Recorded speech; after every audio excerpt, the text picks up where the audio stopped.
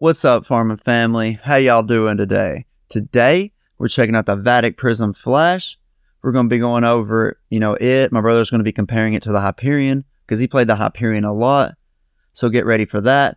I've also got a code for this. I will get a kickback if you use the code. It's RHopkins10. It will take this paddle from $99 down to $89, which is ridiculous. But you'll understand how we feel about this paddle going forward. So stay tuned for that. But I hope y'all been doing good. The face of this paddle is a Raw Toray T700 carbon fiber. It's got unibody foam injected walls. The average weight is 7.9 to 8.3 ounces. The total length is 16.2 inches. The width is 7.7 inches. The grip circumference is 4.25 inches, which is 4 1/4 inch. The grip length is 5.4 inches and the core thickness is 16 millimeters.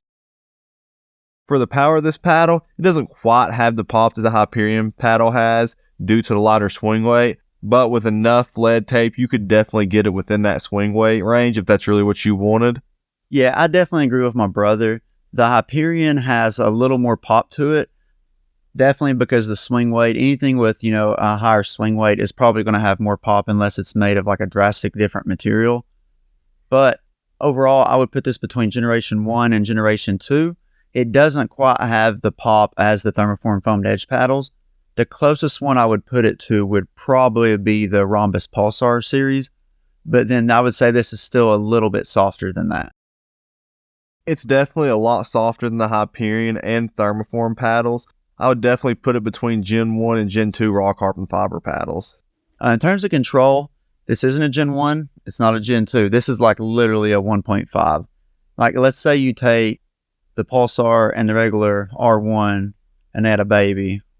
It would be like a mix between those. Or if you have the Perseus and just a regular raw carbon fiber paddle and they had a baby. I can't say the Hyperion because it is literally just like this paddle, except for this paddle is a lot cheaper and raw carbon fiber.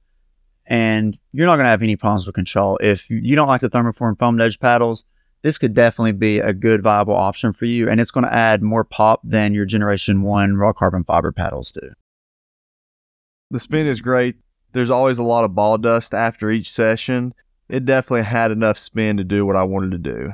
Yeah, like Jalen said, that's my brother's name, that it was producing a decent amount, and more than a decent, a lot of spin. Like I was using it in our team challenge tournament, and I was doing flicks, and the ball was just going. And the top spin, it was kicking like crazy when it hit the ground.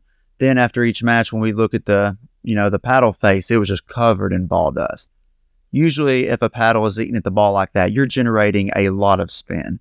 Because there's some other paddles, like the Generation 1 raw carbon fiber paddles that I've played with that haven't ate the ball dust or gathered ball dust like this does. So it does have better spin than the Generation 1 raw carbon fibers. I just don't know how close it is to the Generation 2s. It's a little head heavy. It's not as head heavy as the V7 Prism is, but you can get used to it as long as you don't have really weak wrist. Like I didn't have a problem with it at all. There's only been like one paddle I've really had a problem with. And if I did wrist exercises or actually worked out, I wouldn't have a problem with it, but I'm puny.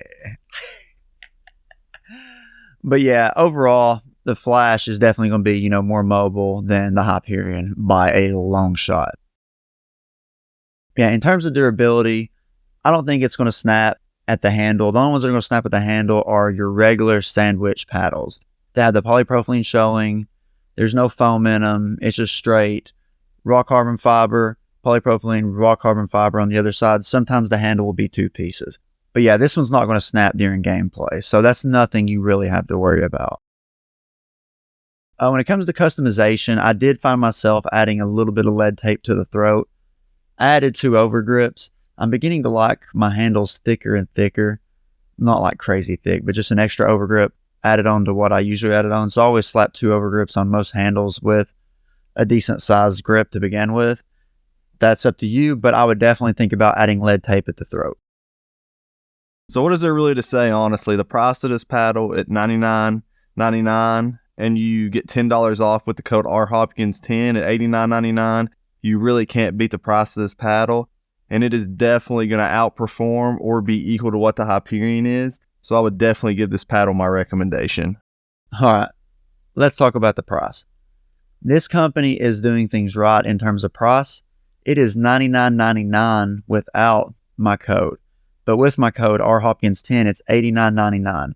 Could you imagine a year or two ago when Yola dropped the CFS Hyperion, the Ben Johns paddle, how mind-blown people would have been if it was $100? This is literally it, but a better version with raw carbon fiber.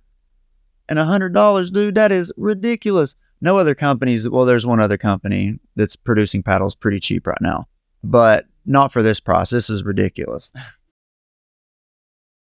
But yeah, this has been my review of the Vatic Prism Flash 16 millimeter. I hope you enjoyed this.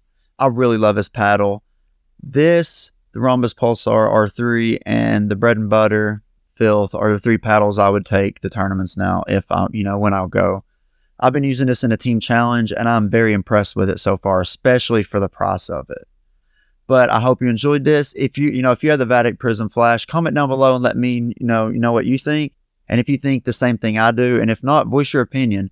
This channel is about me giving my review, but if you have the paddle, I really want you all to comment down below what your all's opinion is, because you might have a different opinion, because you might be built different, you might play different, and it might help someone else make a decision when buying the paddle. But until next time, stay safe, have a good day, drink plenty of water. Peace, y'all.